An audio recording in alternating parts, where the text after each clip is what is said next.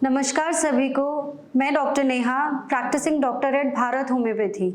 आज की इस वीडियो में हम बात करेंगे किडनी पेशेंट्स किस तरीके की एक्सरसाइजेस कर सकता है। ऐसा कई बार होता है जब पेशेंट को नया नया पता चलता है कि किडनी में कोई डिसऑर्डर है या किडनी की समस्या है, तो कई बार ऐसे होता है कि पेशेंट्स ऑलरेडी किसी एक्सरसाइज रेजीम पर होते हैं, जैसे कोई क्रिकेट खेल रहा होता है या कोई स्विमिंग कर रहा होता है या कोई हार्डकोर जिमिंग कर रहा होता है या कोई बहुत ज़्यादा रनिंग या एथलेटिक एक्सरसाइजेज में होता है।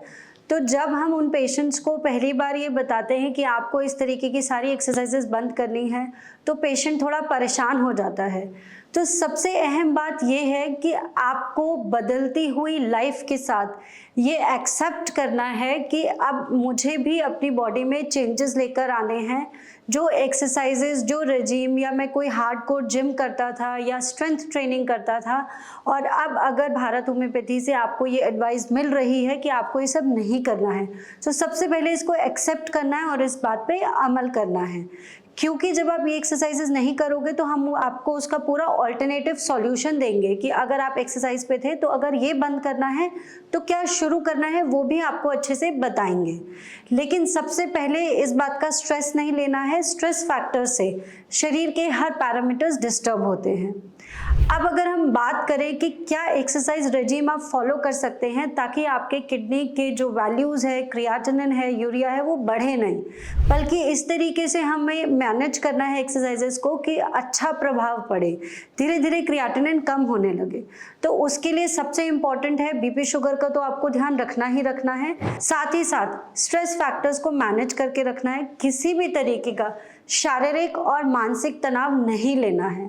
अब इसी बात को ध्यान में रखते हुए मैं हमेशा पेशेंट्स को एडवाइस करती हूँ कि आप मॉर्निंग में सुबह उठकर थोड़ी देर 10-15 मिनट मेडिटेशन ज़रूर करिए, साथ में अनुलोम विलोम और प्राणायाम। ये तो आपका डेली रूटीन होना ही चाहिए। सुबह आपको अपने आप को आधा घंटा देना है और ये 3 मैनेजमेंट तो करने ही करने हैं।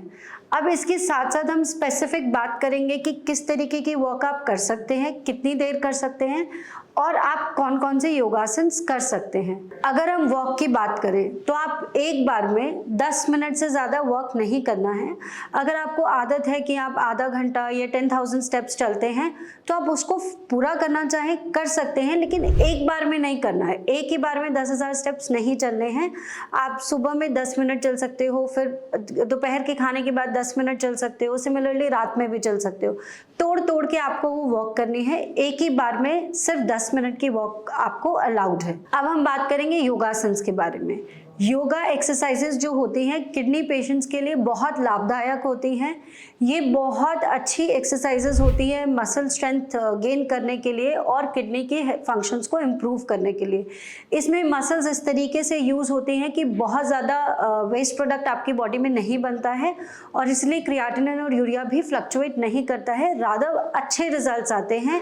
पेशेंट का धीरे धीरे किडनी फंक्शन इम्प्रूव करता है। तो पहला योगासन जो आप कर सकते हैं वो है मंडूकासन, जिसे हम फ्रॉग पोज भी कहते हैं। दूसरा योगासन कर सकते हैं भुजंगासन, जिसे हम कोबरा पोज भी कहते हैं।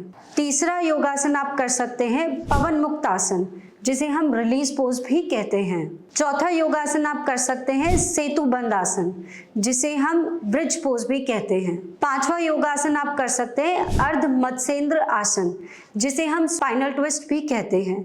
जितने योगासन मैंने आपको बताया है, इन सब की एक रेफरेंस पिक्चर आपको इस वीडियो में ज़रूर दिखाई जाएगी। इसके साथ ही साथ आपके बॉडी के पैरामीटर्स किस लेवल पर हैं, किस वजह से आपको किडनी फेलियर हुआ, ये सारी चीज़ें अल्टीमेटली डिसाइड करती हैं कि आपको किस तरीके का एक्सरसाइज पैटर्न फॉलो करना चाहिए। इससे जुड़ी जानकारी के लिए आप हमारी भारत होम्योपैथी की टीम से कांटेक्ट कर सकते हैं and we will be there to help you. Thank you.